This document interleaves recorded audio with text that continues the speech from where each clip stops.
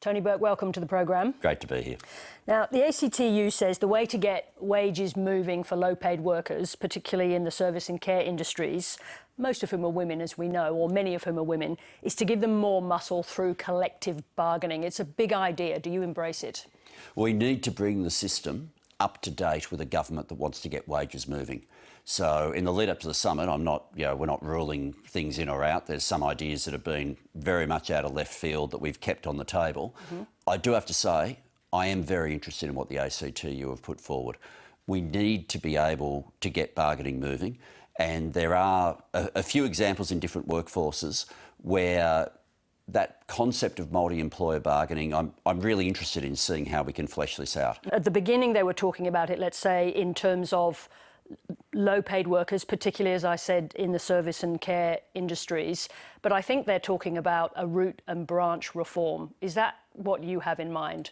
Well, what I've got in mind is the destination to get wages moving. So we had a decade where the wages were kept deliberately low. It was a design feature of the previous government. We deliberately want to get wages moving. And we have this very unusual situation with the economy at the moment where unemployment is so low, and that should create the hydraulic pressure that's pushing wages up. But instead, it's the hydraulic pressure's there, but the pipes have leaks in them. And bargaining not working is one of those key leaks. So if multi-employer bargaining is one of the ways of opening that up for wherever that might be in the workforce, I'm interested. Yeah, there are clear examples in lower paid, like cleaners are a simple example, where if a worker directly bargained with a small business employer or medium-sized business, and the employer does the right thing and gives a pay rise, you can find very quickly that someone else just comes, undercuts them, and it's all gone. So that sounds at the beginning like you are very open to this idea. That's a fair way to put it. All right, now just talk about some of the response today. Peter Dutton has jumped on the idea, saying that the ACTU's plan is a throwback to the 1970s that'll cause crippling strikes.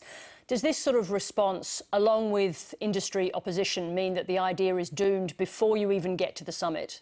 Look, I'm not surprised Peter Dutton would oppose any idea that would get wages moving. He was part of the government that didn't want wages to move, and they were successful in that. But if we are going to do anything about helping people make ends meet at a time where we're seeing inflation soar, and the Reserve Bank governor even says as an anchor point, 3.5% is sort of where you'd want to be as an anchor. We're still at 2.6, even with inflation running at 6.1. So you have to be willing to look at the system. Now, this is one of those ideas, and if people just start knocking off ideas from the start, then, effectively they're saying, let's keep wages low. Well, in fact, not every employer group is opposed. I think the Business Council of Australia only a week ago made a speech, well, the leader of the BCA did, in which she said we need to restore the role of collective bargaining because it delivers better outcomes for workers and employers. Do you think you can get momentum for change with just one group on side? Well, there's lots of employers that have wanted to engage in multi-employer bargaining and have been blocked by the system. Like, I was stunned when I became minister, and one of the briefs that came through to me a few weeks ago was for me to have to give personal permission for two employers who wanted to bargain together. Now, if they want to bargain together and the workers want to bargain with them, what business is it of mine to stand in the way? Now, there's another example in Victoria where a whole lot of childcare centres, about 70 of them, wanted to bargain together. They all employed about 20 to 30 workers, predominantly female.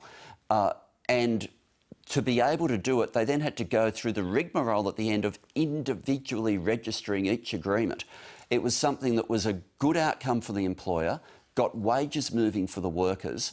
But if you want to get the sort of efficiencies that can come with bargaining, it's really not going to happen. I think I'm right in saying that that was part of the low-paid bargaining stream, part of the Fair Work Act brought in by Rudd and Gillard. I mean, that allows for collective bargaining with multiple employers. Can you reform that part of the Act, or do you want to scratch that and start again? Look, I'm up for the conversation, and we'll have that at the summit, but everyone I talk to will say that the low-paid stream hasn't worked. Right. That there were big hopes for it. It was put there in good faith. It hasn't worked. And then you have to work through the principles about, if you were to do something like this, and we haven't made a decision, But if you were, you then work through which workforces you'd apply it to. Sally McManus also last night, she backed the call from the Australian Workers Union that all skilled migrants coming into Australia should be compulsorily signed up to a union with an opt-out clause. Will you support that? Well, we're leaving it on the table, but like to give you context of what we're leaving on the table, the National Farmers Federation have said people can be paid in food, and we've left that on the table as well. So different ideas that come forward, we're leaving on the table. Does that mean you're open to that idea of compulsory membership of union for skilled migrants? Well, they didn't say compulsory membership. That's the way you just described it. It wasn't. But notwithstanding that, it's once again, it's not our policy. Automatic membership with an opt-out, all I'm saying is it's on the table to be discussed. So not ruled out. That's right, in the same way that the National Farmers Federation concept wasn't ruled out. But can I say this? Most of the examples that I look at where we've had the worst examples of exploitation have involved people on visas. And if we're serious about addressing wage theft, anything that provides an additional protection, we have to at least keep on the table and have the conversation. But just to come back to that question, is some form of compulsory membership a good thing, or is it simply untenable in a modern economy? We have freedom of association principles. They're not going to change.